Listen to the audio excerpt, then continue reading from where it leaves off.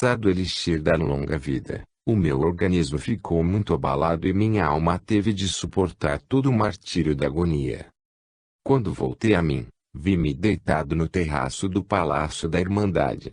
Em torno de mim havia uma luz suave e uma brisa aromática respingava em meu rosto gotículas do chafariz localizado perto de mim.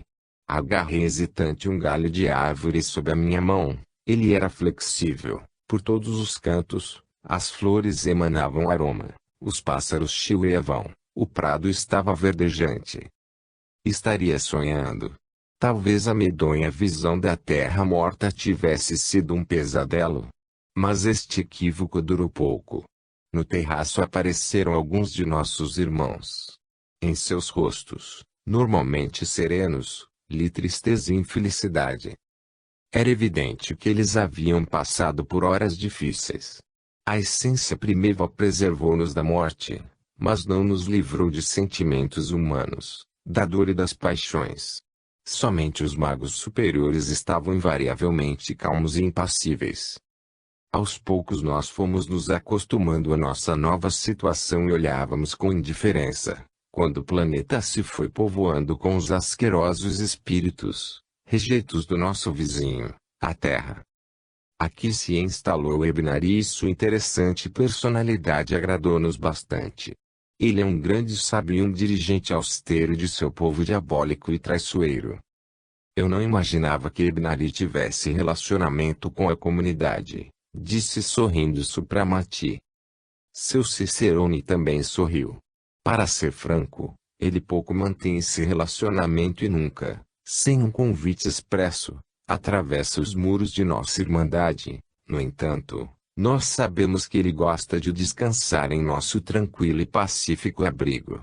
Ocorre também que os espíritos vampíricos, cansados de sua triste vida, vêm para cá para pedir-nos que os ajudemos a sair deste local de sofrimentos, e nós fazemos de tudo para impedir que o nosso planeta seja alvo destas desagradáveis visitas.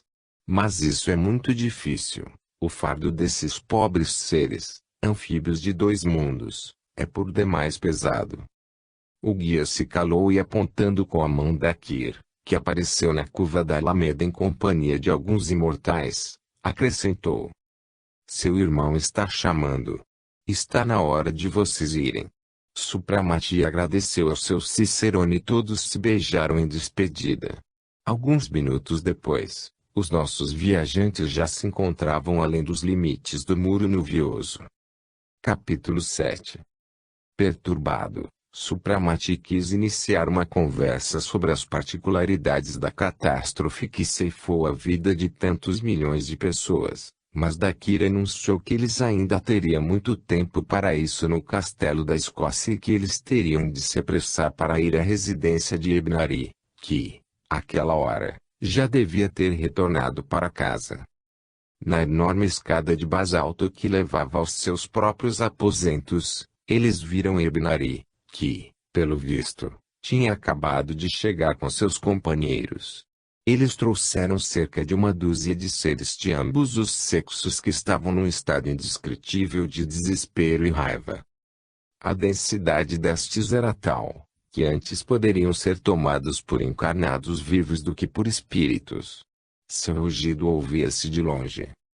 Nos degraus da escada, junto aos pés de Ebnari, contorcia-se um ser feminino de beleza demoníaca, mas ao mesmo tempo nojento devido à expressão animalesca de seu rosto.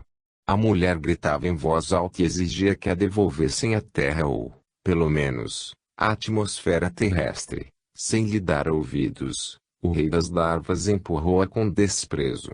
Ao seu sinal, os ajudantes retiraram-na dali.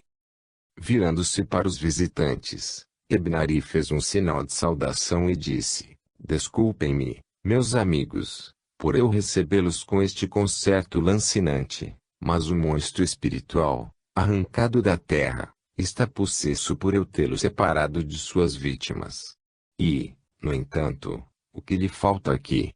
Ela poderá ocupar, a seu bel prazer, um dos palácios abandonados. A mobília é luxuosa, as mesas estão fartas de pratos requintados, Os porões estão cheios de vinhos finos e a sociedade é numerosa, ainda que um pouco calada. E que belos jovens e encantadoras mulheres a frequentam. Ah!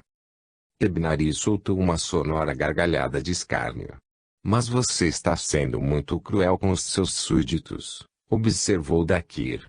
É terrificante ter que ficar nessa escuridão, cercado de objetos que de vida só têm aparência. É um cemitério vivo, um suplício em dobro para espíritos sofredores. Uma expressão de implacável e cruel sorriso esboçou-se no rosto de Ebnari. Faltar-me a misericórdia para ter pena de todas essas criaturas imprestáveis, e caso elas não queiram ficar aqui, que vão embora e se submetam à purificação inexorável. Já estou enojado de ter que dirigir este pensionato de moças com essas maneiras depravadas. Se isso continuar da forma que está, logo não vai caber mais ninguém. Então que fiquem até se arrependerem e aguentem os suplícios de Tântalo, saciando suas taras com damas e cavaleiros de pedra. Continuando a conversar, Ebnari levou os visitantes ao quarto contíguo. Lá eles se sentaram e começaram a falar sobre o estranho planeta e a catástrofe que o levou àquele estado. Mas logo a conversa passou novamente a abordar as larvas, que interessavam sobremaneira a Supramati. Diga-me, por que os espíritos se tornam tão materiais, que até a morte não consegue lhes devolver o estado espiritual? Depois, o que eles devem fazer para se purificarem? Interessou-se Supramati. Os motivos de tal estado são simples e claros. A vida material, repleta de toda espécie de abusos, impregna a tal ponto o corpo astral com os fluidos impuros, que, quando a morte o separa do corpo material, o espírito, pesado como uma montanha, já não está em condições de se elevar à atmosfera. Ele sente todos os desejos carnais e, para saciá-los, utiliza-se de todos os recursos, até dos mais criminosos.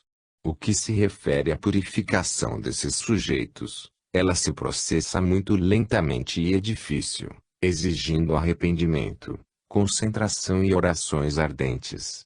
Para tornar-lhes mais fácil esta tarefa, aqui se acha instalada uma cruz, saturada de fluidos puros. Tocando nela, eles podem se purificar e fortalecer-se até que alcancem a leveza necessária para deixar este mundo com sua terrível atmosfera e passar esfera preparada para a encarnação. Se você tiver interesse em ver este trabalho de purificação, eu poderei mostrar-lhe. Justamente agora nós temos um espírito ansioso em abandonar o planeta. Supramati agradeceu-lhe efusivamente. Todos os três foram à sala, onde já tinham estado antes, no centro da qual se erguia um crucifixo branco, reluzindo como neve ao sol. Não longe da porta, Ebnari parou e apontou com a mão um ser de vagos contornos humanos. O ser estava abaixado no pedestal e, envolvendo-o com os braços, encostou a testa à base do crucifixo. Do símbolo da expiação parecia jorrarem feixes ígneos e correntes de vapor azulado que penetravam no corpo da criatura genuflexa, tornando-a cada vez mais transparente e aérea. Vez ou outra raios cintilantes recortavam a cruz de cima para baixo. De repente, a auréola azulada que o envolvia tremulou e começou a vibrar e o espírito genuflexo subiu lentamente ao ar, ainda se segurando na cruz. Seu rosto expressava uma felicidade desmedida. Apoiado por ondas azuladas que o envolviam, o espírito continuava a ascender. Por fim ele soltou a cruz e, oscilando, subiu até o fim da abóbada, desaparecendo na sombra. Este espírito logo irá deixar-nos. Ele está prestes a se purificar totalmente, observou Ebnari ao se virar para a saída da sala. Supramati seguiu pensativamente. Pouco depois ele perguntou: poderia você, Ebnari, dar-me uma definição mais precisa sobre um assunto que nos interessa? Vocês chamaram de larvas os espíritos nocivos que povoam este planeta. Vocês falam também de espíritos larvais. Bem, já bem antes, quando eu estudava o ocultismo, Eu li em algum lugar que os ocultistas modernos dão o nome específico de larvas aos parasitas psíquicos gerados pela mente humana, cuja existência depende do grau da força mental que as cria. Explique-me, pelo amor a Deus, as diferenças que caracterizam esses seres. Se eu fosse descrever e explicar-lhe em todos os detalhes a questão colocada, levaríamos muito tempo, disse sorrindo Ibn Ari. Além do mais, a nossa terminologia nesta questão é deveras pobre, sendo motivo de muitos mal-entendidos. Os ocultistas modernos, conforme você me diz, dão o nome de larvas ao pensamento humano, ativo e criador, que, no decorrer de um tempo maior ou menor, vive como um ser específico, um pensamento, contudo, maléfico, que age negativamente sobre o organismo como uma força demoníaca. A mim me parece que seria mais lógico chamar essas substâncias efêmeras, que vivem às custas da vida de outrem, de parasitas psíquicos, e o termo larvas deve ser deixado para designar os espíritos criminosos que destroem conscientemente as vítimas em que eles encostam. Eu já lhe disse que esta questão é por demais complexa e é difícil esgotá-la em algumas palavras. Aos poucos você aprenderá tudo isso na prática e na teoria. Em resumo, eu lhe digo que damos o nome de espírito larval para um espírito sofredor, cujos anseios carnais se mantiveram tão fortes, que em vez de compreender o seu estado e tentar através do arrependimento, orações e purificação, quebrar os elos que o ligam a essa matéria, ele, pelo contrário, busca com todos os meios saciar as suas paixões não satisfeitas. Tais espíritos anseiam por excreções humanas e visitam todos os locais onde fartamente se depositam fluidos materiais, tais como cozinhas, restaurantes, banquetes e orgias. Eles são companheiros inseparáveis de pessoas viciadas e voluptuosas, e seu corpo astral vai adquirindo, aos poucos, tal densidade, que eles têm dificuldade de se mover até na atmosfera densa da primeira esfera e por isso se agarram ao corpo de uma pessoa para servir-lhes de sustentação. A partir desse momento é que começa a obsessão e, se possível, a possessão. Ocorre uma coisa estranha. Num mesmo corpo humano habitam dois espíritos, que contestam o poder um ao outro. Às vezes sai vitorioso o espírito do vivo, mas, com maior frequência, vence o espírito possessor, que começa a se regalar com todas as sensações da vida carnal. Entretanto, tal confrontação sempre acaba mal para o organismo, causa alterações no cérebro, provoca paralisia progressiva e termina em morte. Tais espíritos são impuros, nocivos, é claro, e ávidos por prazeres. No entanto, eles não são totalmente irrecuperáveis, pois causam mal não pelo simples prazer de fazê-lo, mas devido ao seu egoísmo, leviandade e volúpia. Estes nós chamamos de espíritos larvais. O nome de larva nós damos ao assassino e bandido do espaço, o qual, caso consiga, se apossa do corpo de uma pessoa viva e sem qualquer compaixão expulsa o proprietário legal, formando laços que o ligam ao corpo. Ao se tornar o senhor do organismo, sentenciado pela lei da natureza a se decompor, a larva acha um jeito de prolongar por algum tempo, maior ou menor, a vida ilusória, graças ao fluido material acumulado em seu corpo astral em consequência da atividade constante sobre os vivos, e a extraordinária força que ela utiliza para manter, com dificuldade, o instrumento adquirido. Esta criatura asquerosa utiliza o cadáver habitado para diversos tipos de abusos e para a consecução de coisas decididamente inéditas. Para manter aquela vida efêmera, a larva, com implacável crueldade, vai tomando de assalto novas vítimas, dilacera-as e mata, pois o fluido contaminado da decomposição, assim que sai de seu corpo astral, é fatal para qualquer ser humano vivo. A larva tem a capacidade também de se materializar facilmente e manter essa densidade corpórea durante dias, meses e até anos, se lhe for dada a liberdade de se revitalizar. Algumas se materializam durante a noite, Outras aparecem até de dia, e para um profano é difícil diferenciá-las de seres vivos. Mas uma relação com elas, o seu contato é trágico para os encarnados e esses túneis do espaço não podem ser tolerados. É por isso que são afastados. Os mais submissos são mantidos prisioneiros na atmosfera da Terra, enquanto os mais perigosos são transferidos para cá, onde elas, queiram ou não, são obrigadas a parar com sua atividade funesta. Neste planeta extinto, onde as larvas têm de ficar, não há liberação de fluido material e vivífico, portanto, o corpo astral que as preenche e a matéria que as sobrecarrega vai aos poucos se volatilizando. É claro que se a oração e o arrependimento não acompanharem a purificação, esta estende-se por longo tempo e poderá durar séculos inteiros, pois a má vontade do espírito servirá de impedimento para a purificação. O espírito que você acabou de ver agora orando junto à cruz pertence aos habitantes mais antigos do planeta morto. É um ex-adepto da magia negra que abusou de seu conhecimento para satisfazer seus baixos instintos. Fulminado por contragolpe durante um dos seus atos maléficos, ele se tornou uma larva e acabou sendo enviado para cá. O espírito da mulher que eu trouxe fez parte dos mais perigosos. Para dizer a verdade, ela já deveria ter sido expulsa da Terra faz muito tempo, mas ela conseguiu até hoje, com uma diabólica habilidade, evitar o banimento, o qual teme mais que tudo. A traiçoeira alma, profundamente depravada, ex-bruxa e heroína de sabás medievais, essa sacerdotisa de todo tipo de vícios já passou presa numa solitária do espaço. Mas, tão logo saiu, encontrou um meio de se reencarnar, ainda que isso lhe fosse vedado. Pode-se entender, a família dela propiciou-lhe condições favoráveis, pois os pais eram criminosos. Sua mãe, a despeito da natureza animalesca e impura, não suportou o contato com os fluidos de putrefação e do corpo astral contaminado que nela germinou. Ela morreu prematuramente dando à luz um monstro espiritual, que começou a sua carreira terrena já com este primeiro assassinato.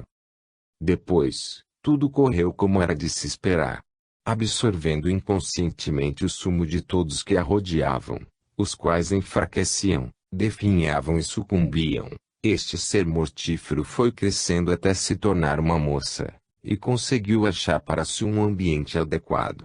Os repugnantes mistérios de antigos sabás nem de longe são lendas, eles são realizados até nos dias de hoje. Nessas asquerosas reuniões ela tinha um papel de destaque. Tudo em sua volta morria de extenuação, intoxicada pelo contato devastador desse vampiro encarnado, que recebeu o apelido de Vênus Fatal. Aliás, ela não se limitava aos assassinatos inconscientes, ela tirava de seu caminho todos aqueles que a incomodavam.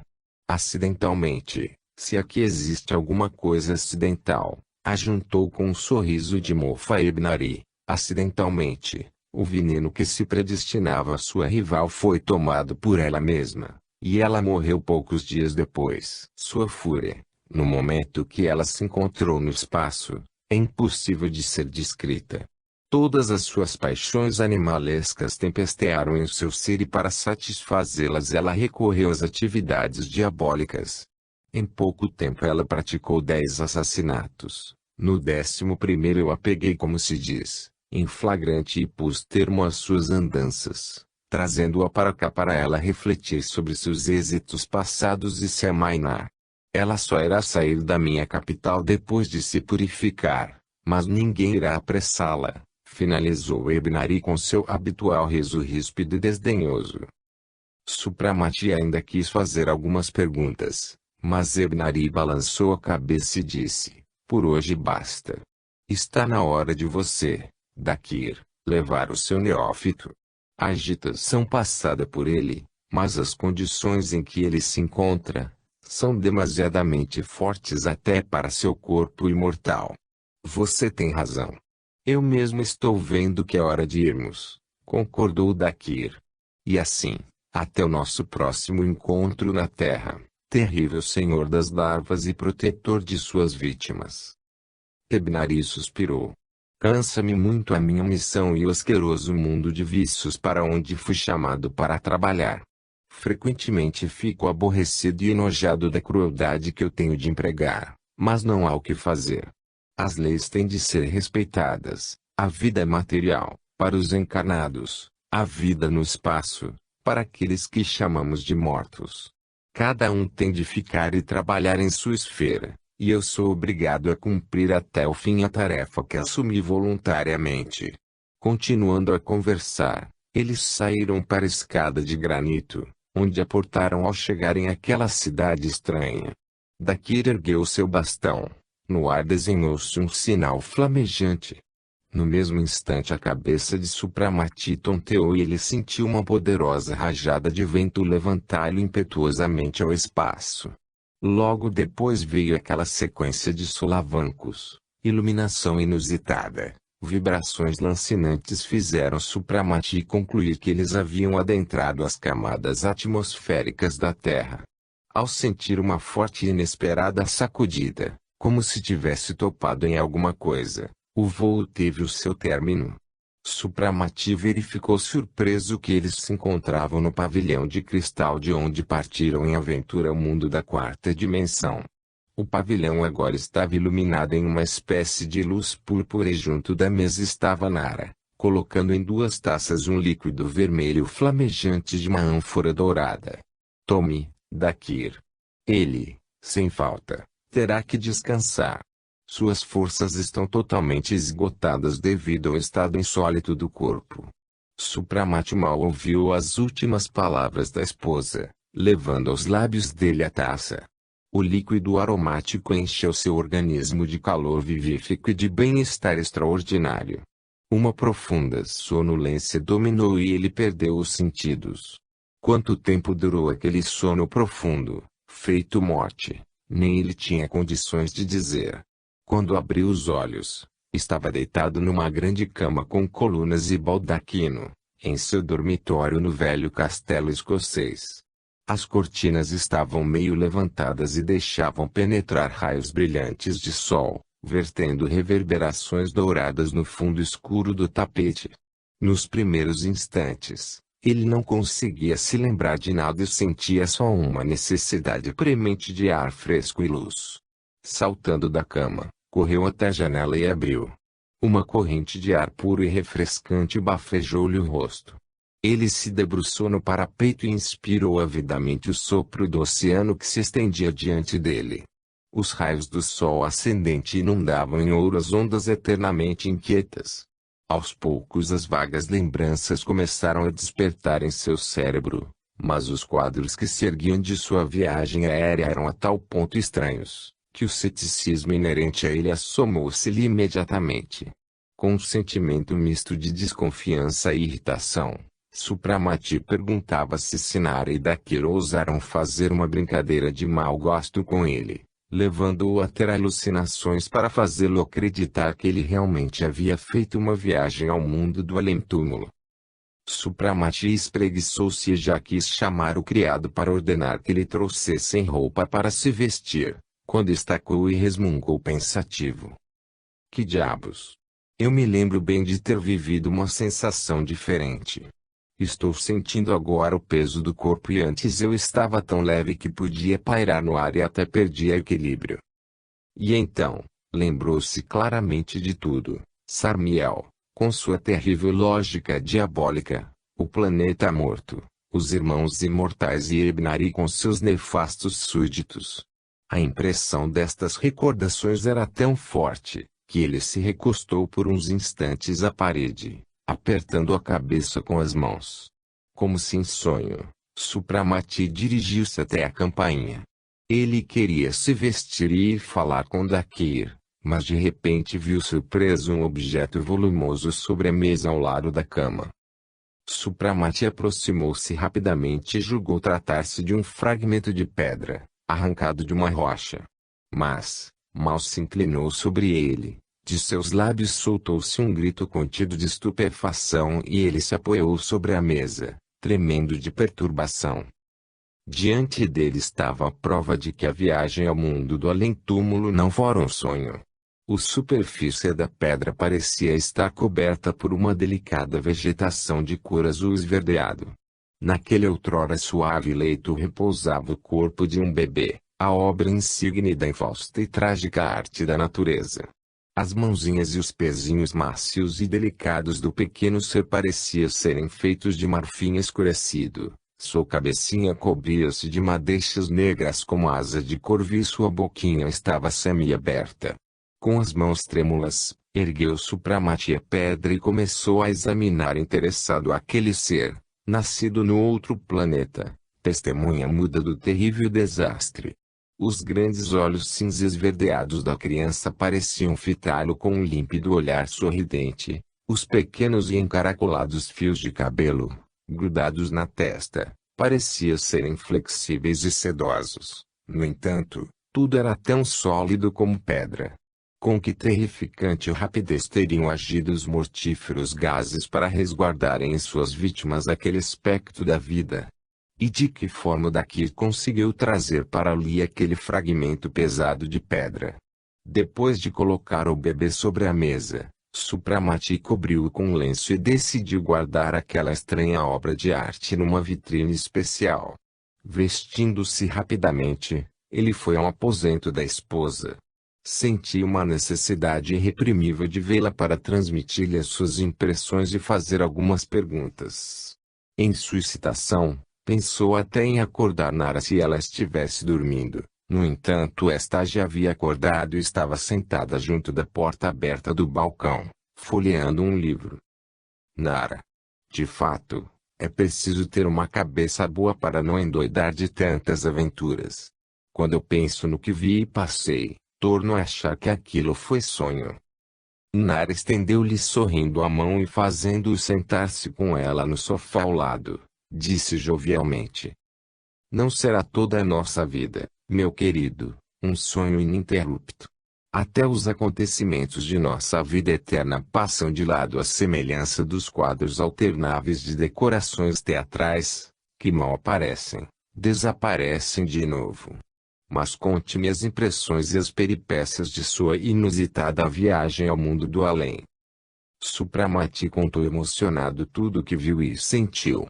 Quanto mais mistérios eu conheço que governam a vida humana, quanto mais eu me familiarizo com as terríveis leis da eternidade, tanto mais eu quero estudá-las, concluiu Supramati. Faz bem. O conhecimento é a âncora da salvação de nossa longa vida. Só ele pode nos fazer aceitar os sofrimentos espirituais da existência eterna, que nos nega até o necessário descanso tumular. Para nós o trabalho é um apoio, esquecimento e progresso, se não quisermos decair como decaiu Narayana, observou pensativamente Nara. A partir daquele dia Supramati voltou a trabalhar com um ardor cada vez mais crescente. Seus estudos absorviam-no a tal ponto, que ele esqueceu do resto. Seu interesse à vida externa extinguiu-se totalmente e ele vivia exclusivamente no cêntrico mundo do conhecimento ocultista que lhe abriu horizontes cada vez mais novos. Dakir, vez ou outra, até tinha que interrompê-lo para lhe dar alguns dias de descanso. No velho castelo os dias não eram contados. Ali nada mudava e como sempre reinava um luxo moderado, silêncio e isolamento. Alguns criados velhos desapareceram e foram substituídos por outros, da mesma forma velhos, calados e humildes. Supramati mal notava essas mudanças, pois a administração da casa era de inteira responsabilidade de Nara. Ele estava inteiramente imerso no estudo de fórmulas mágicas que logo não apresentavam para ele qualquer mistério. Podia realizar as invocações e penetrar nos campos da magia negra com seu terrível poder de fazer o mal. Supramati não desdenhava também a medicina. Só que agora ele estudava um método totalmente diferente de tratamento e utilização de novos remédios. O magnetismo, a clarividência e a homeopatia desempenhavam um papel preponderante. Mas, com especial afinco, ele se dedicava à exercitação da força da mente. Seu pensamento disciplinado fazia surgir no espelho mágico imagens cada vez mais perfeitas e complexas. Sua poderosa e inflexível força de vontade jamais o traiu e governava os espíritos superiores e forças destruidoras. No ambiente imutável em que vivia Supramati, ele foi o único que sofreu mudanças e somente ele não se dava conta de que do antigo médico Ralph Morgan não havia restado praticamente nada. O sorriso cético desapareceu totalmente dos lábios do sábio mago. O mundo com suas alegrias torpes e interesses miúdos parecia não existir para ele. E em seus grandes olhos escuros ardia aquela estranha chama que certa vez o fez assombrar-se ao verificá-la nos olhares de outros membros da Irmandade Mortal. Uma noite Supramati teve êxito de levar até o fim uma operação mágica muito complexa que exigia tanto conhecimento quanto energia. Dakir apertou-lhe alegre a mão e disse: "A minha missão terminou. Você, meu irmão, adquiriu a primeira iniciação. Nós estudamos o mal, pesquisamos as suas raízes e aprendemos os seus contravenenos. Agora você está no limiar da magia branca. Após um descanso merecido, nós podemos voltar para Ebramar e já sob a sua direção iniciar o estudo da ciência da luz." No dia seguinte, quando depois do almoço todos foram a uma pequena sala de estar, Supramati iniciou a conversa sobre a ida deles à Índia. Mas Nara o interrompeu. "Espere. Antes de se enterrar no Himalaia, nós precisamos descansar um pouco, retornar à sociedade e realizar algumas pequenas viagens. Que sentido tem perdermos o tempo em contatos com multidão Ignara e viajar sem qualquer objetivo? Você se engana profundamente, meu querido, e se esquece de que para o nosso conhecimento tornar-se real, devemos aplicá-lo naquelas mesmas pessoas que você chama de multidão Ignara. Antes de iniciarmos novos estudos, devemos enfrentar a sociedade para certificarmos de que as paixões e o turbilhão de prazeres não têm autoridade sobre nós, e também para renovar os laços que nos unem à humanidade, os quais nunca deverão se romper, se não quisermos nos tornar um ridículo anacronismo vivo." "Meu Deus, Nara, como você exagera! Em alguns 3 ou 4 anos que nós passamos aqui isolados, nós não conseguimos ficar tão atrasados em relação à sociedade. Mas, se você também, Dakir, acha que isso é recomendável e até necessário, vamos viajar e levar uma vida mundana. Graças a Deus, nós não temos problemas de falta de tempo. Mas para onde iremos? Primeiro a Paris e depois a Veneza. Podemos também esticar a viagem até Geleiras e visitar o depósito do qual você é um dos guardiões.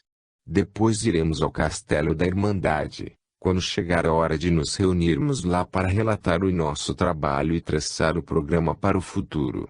A pobre loura vai ficar feliz em rever Dakir, do qual nos apossamos por tanto tempo. Agora, senhores, se vocês estão de acordo com o meu programa, permitam-me que eu arrume tudo para a viagem e cuide de seus trajes. Quando estiver tudo pronto, eu os avisarei. Enquanto isso vocês podem cuidar livremente de seus trabalhos normais." A proposta foi aceita em meio a risos. O resultado de tudo isso foi que Nara teve uma conversa confidencial com Tortoise, e esta, na mesma noite, deixou o castelo. Capítulo 8. Passaram-se cerca de 3 semanas depois da conversa que acabamos de descrever. Certa manhã, Nara anunciou que todos os preparativos já estavam concluídos e que no dia seguinte eles deixariam o castelo. O restante do dia os homens dedicaram à colocação em ordem do laboratório e à arrumação dos pertences que levariam consigo. Eles queriam deixar tudo arrumado para o tempo de sua longa ausência. Na manhã do dia seguinte, a criada de Supramati trouxe ao seu senhor um traje novo, bem diferente em seu aspecto e corte daqueles que ele normalmente usava. "É a última moda em Londres, Vossa Alteza", assegurou Tortoise ao notar um olhar desconfiado de seu senhor. "Veja. O meu traje tem um corte exatamente igual." Estou vendo que a moda mudou muito. Estou curioso para ver o vestido de Nara", resmungou Supramati. abotoando uma comprida sobrecasaca de lã da cor de morcego. O seguir, pegando um chapéu de feltro, de aba pontiaguda, ele saiu apressado ao quarto da esposa. Nara estava diante do espelho ajeitando o chapéu. Ela trajava um vestido justo de lã com cortês nas laterais, o que permitia que fossem vistas as pantalonas bufantes, as meias pretas, as pernas bem delineadas e os pequenos sapatos de salto alto. Nara, você já se viu no espelho? Seu vestido é indecente e esse chapéu com 3 penas e um enorme laço é simplesmente ridículo, exclamou Supramati. É a última moda em Paris, atalhou com firmeza a jovem mulher. Ao medir o marido com um olhar de chacota, ela acrescentou, e você por acaso está se achando lindo nesse roupão e chapéu pontiagudo? Parece um judeu empetecado da Galícia. E ainda teima em reclusar-se da sociedade da qual nada sabe, diabos. Começo a crer que vamos encontrar muitas surpresas, arrematou rindo Supramati. Depois do desejo em companhia de Dakir, que também vestia traje idêntico ao de Supramati, todos os 3 saíram. No pátio guardava por eles um automóvel que, bem mais rápido do que os cavalos, levou-os a toda para uma pequena estação ferroviária. A região desértica que cercava o castelo não sofrera qualquer mudança, porém os povoados que eles haviam visto de longe no dia da chegada cresceram enormemente, e as altas chaminés fumegantes apontavam que ali tinham sido instalados diversos centros fabris. A estação também estava mudada.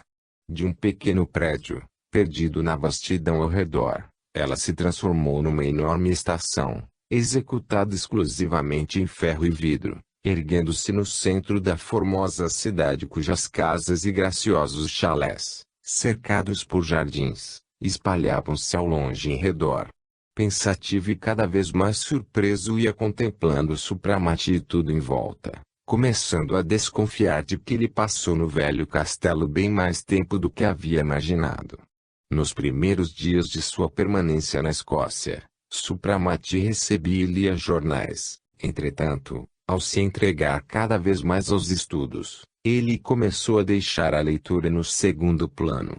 A política já não tinha para ele qualquer interesse. Os acontecimentos mundanos que agitavam a sociedade, com a qual não tinha nada em comum, tornaram-se para ele indiferentes e até aversivos.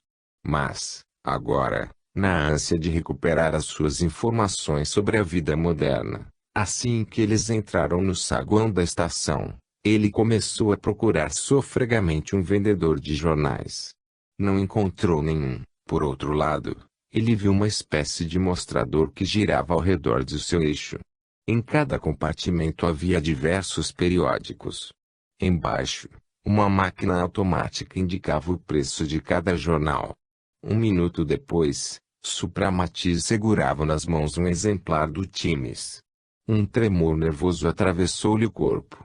Ele leu, 30 de setembro de 1940, sua ida ao velho castelo ocorreu, entretanto, em agosto de 1900. Consequentemente, desde o dia de sua chegada à Escócia passaram 40 anos e não 4 ou 5 como ele havia imaginado. Seria isso possível? Não estaria ele sonhando? Supramati não teve tempo de desfazer a dúvida. Nesse exato momento, assobiando e soltando fumaça, a plataforma aproximou-se o trem. Sua locomotiva pouco lembrava aquelas que ele conhecia. Uma vez que a parada seria bem rápida, Nara, aparentemente nem um pouco perturbada, pegou seu marido pelo braço e arrastou para um dos vagões. Supramati deixou-se cair na poltrona desorientado. Sua cabeça girava. Ele não conseguia se recuperar do nervosismo ao descobrir que tinha ficado praticamente meio século no laboratório. A dúvida novamente lhe assomou. Ao tirar do bolso sua carteira, ele começou a escarafunchá-la. Recordou-se de que nela ficaram guardados alguns papéis, marcados com data, relacionados com o tempo de sua viagem para a Escócia. A primeira folhinha que lhe caiu nas mãos verificou-se ser uma conta da compra que ele havia feito na véspera da partida deles de Veneza. Comparou a sua data com a do jornal. Não havia a menor dúvida, sem percebê-lo, passou 40 anos no laboratório e agora já contava 74 anos. Quem iria acreditar? Ainda hoje, pela manhã, contemplava no espelho seu aspecto juvenil. Aliás, não ignorava que a sua juventude era eterna e, em comparação com a idade de Nara, era mais novo que um bebê de colo. Mas, a despeito de tantos séculos vividos, a suave beleza de sua esposa não ficou nem um pouco prejudicada. Somente os seus olhos, ao contemplarem o espaço, às vezes traíam cansaço e desilusão de uma longa vida. Pelo visto, o trabalho abrevia o tempo. E bem que Nara estava certa quando disse que para os imortais, mais do que para outros seres humanos, o trabalho é a âncora da salvação. Neste instante Supramati sentiu uma espécie de onda quente. Levantou os olhos e interceptou o olhar apaixonado da esposa, que lhe sorria triste e marota. Ele se aprumou, passando a mão pela testa, como se quisesse afugentar pensamentos enfadonhos. Disse em tom alegre: perdoem-me, amigos, que eu, apesar de seus ensinamentos, não consigo me livrar das antigas asneiras. Uma simples bobagem, de 40 anos terem passado tão rápido e imperceptivelmente, deixou-me zonzo, e, então, eu fiz as contas e cheguei à conclusão de que estou com 74 anos. Mas agora estou bem. Sou senhor de minha posição e tentarei, o mais rápido possível, entender a realidade. Entretanto, no futuro, vou procurar manter contato com o mundo para não parecer um extraterrestre. Todos nós passamos no começo pelas mesmas surpresas e o compreendemos perfeitamente, observou rindo Dakir. E agora leia o seu jornal para se orientar pelo menos um pouco. Supramati aprofundou-se na leitura, cujo entendimento era mais difícil que supunha. Eram latentes as profundas mudanças no plano político do mundo. Os nomes das pessoas que dirigiam o destino dos povos eram-lhe totalmente estranhos. Mas o que saltava aos olhos do sábio e futuro mago era o fato irrefutável de que o acaso reinava na terra, que o mais forte oprimia e explorava o mais fraco com mais crueldade, e que o egoísmo insensível tiranizava a sociedade, nivelando todas as posições, colocando em primeiro plano uma única divindade, o ouro. Em Londres os nossos viajantes ficaram apenas uma semana. Dakir e Supramati aproveitaram esse tempo para saber dos acontecimentos dos últimos 40 anos. Quanto a Nara, esta parecia conhecer mais que todos e contou-lhes sobre a sorte de algumas personalidades pelas quais se interessava. Supramati pensou em visitar a sua antiga residência, mas o velho prédio de Cromwell havia desaparecido juntamente com o jardim, dando lugar a um colossal edifício de 15 andares, sendo que o próprio quarteirão, outrora num subúrbio, agora era uma parte do bairro central da cidade que se espalhou por todos os lados. A clínica psiquiátrica ainda estava lá, ainda que 3 vezes maior do que como ele a conhecia. Estava apinhada de pacientes. Os casos de doenças mentais iam aumentando a cada ano numa proporção que inspirava uma tomada de medidas drásticas. Como era de se esperar, ninguém se lembrava do Dr. Ralph Morgan. Supramati comprou algumas obras científicas e uma coleção inteira de revue. Ao folhear atentamente os livros adquiridos, ele se familiarizou rapidamente com todos os fatos históricos que ocorreram desde o seu afastamento da vida mundana, formando um quadro preciso sobre a situação social, econômica e religiosa da sociedade naquele momento em que ele nela reaparecera. Tudo o que lhe abateu profundamente. A evidente decadência da humanidade, bestificada por vícios e cobiça, parecia se precipitar incontrolável para sua destruição.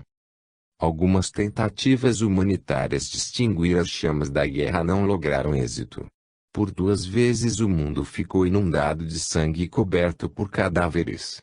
Numa dessas campanhas trágicas, a Inglaterra derrotada perdeu uma parte de suas colônias em benefício da América, que estendia por toda parte os seus tentáculos em suas ambições insaciáveis. O comércio, em todas as suas modalidades, era o centro de tudo, e ao redor dele giravam os interesses da humanidade.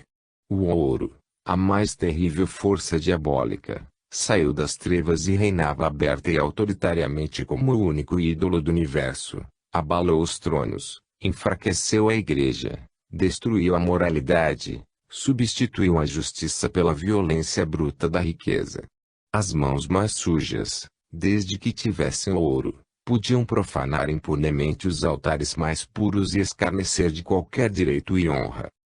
À medida que aquele triste quadro se desenrolava, e mais nitidamente se desenhavam todos os seus pormenores, Supramati ficava dominado de tristeza cada vez maior. Na véspera de sua partida de Londres, depois de ler o relatório sobre alguns processos, nos quais a venalidade do poder judiciário e a vergonhosa injustiça saltavam aos olhos, Supramati afastou com repugnância os livros e os jornais, perguntando-se terrificado para onde tudo aquilo iria levar. De repente ele se lembrou de um antigo vaticínio, feito por um mago, lido num velho manuscrito mágico. Em sua mente ergueram-se, quase literalmente, as palavras proféticas. Das profundezas da terra surgirá o diabo, que se tornará poderoso aliado do mal. Ele será amarelo e brilhante e o seu aspecto e o cheiro irão excitar as mais baixas paixões. Somente alguns conseguirão segurá-lo escorregadio nas mãos. No lugar onde se detiver, haverá fartura de prazeres e honrarias, mas, ao mesmo tempo, os corações humanos endurecerão e a chama divina se extinguirá sob a mão pesada do demônio, cujo lema será prazer a todo custo.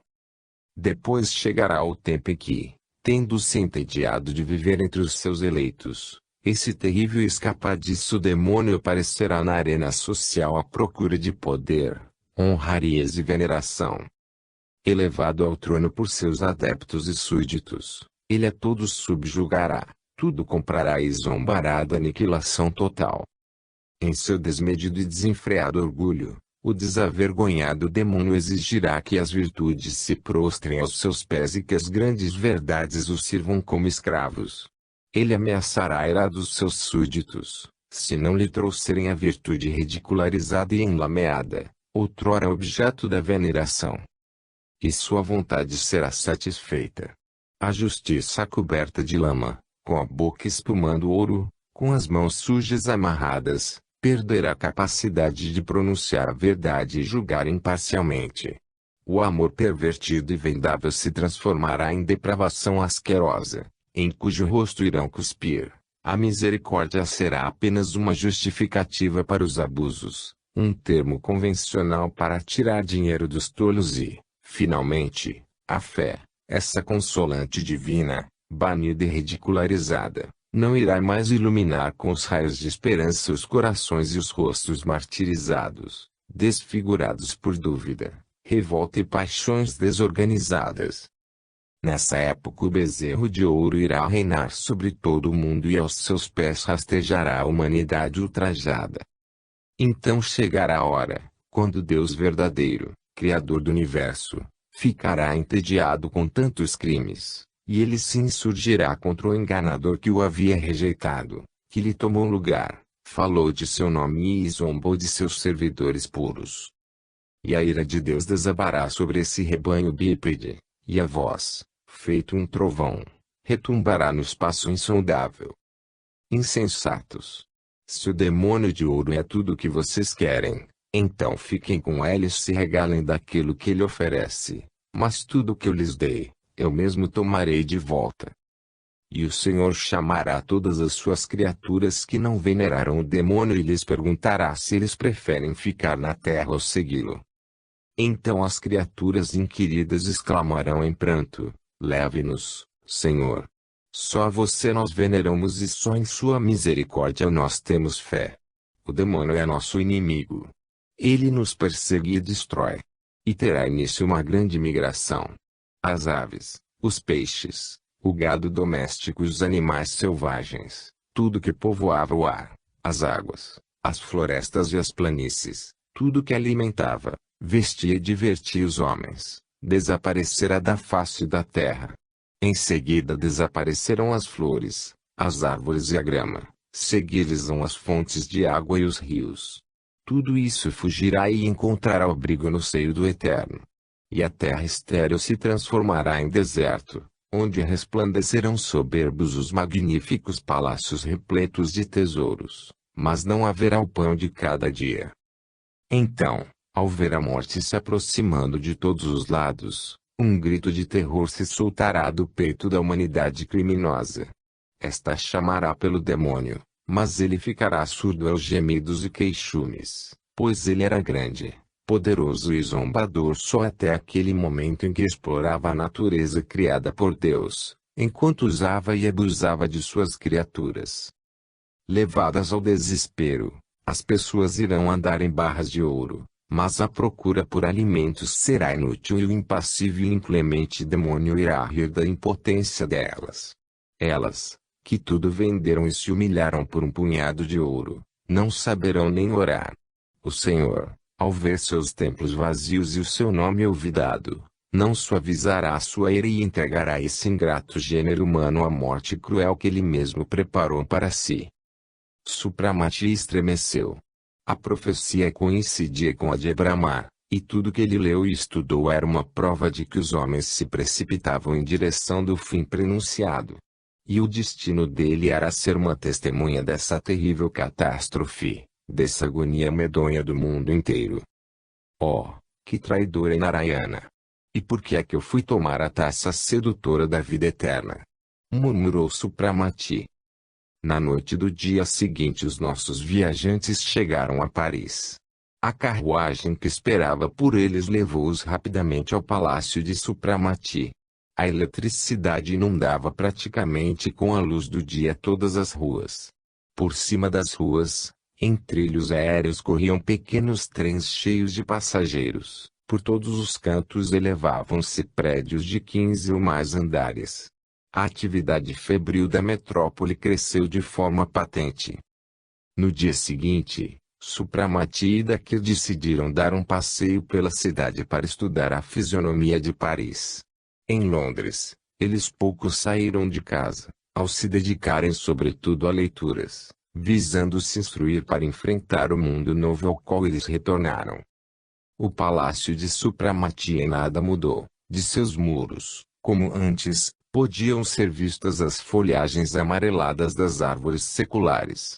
O velho prédio tinha agora um estranho aspecto antigo e destoava das edificações colossais que o comprimiam de todos os lados. A criadagem numerosa, de rostos desconhecidos, reuniu-se para recepcionar o senhorio.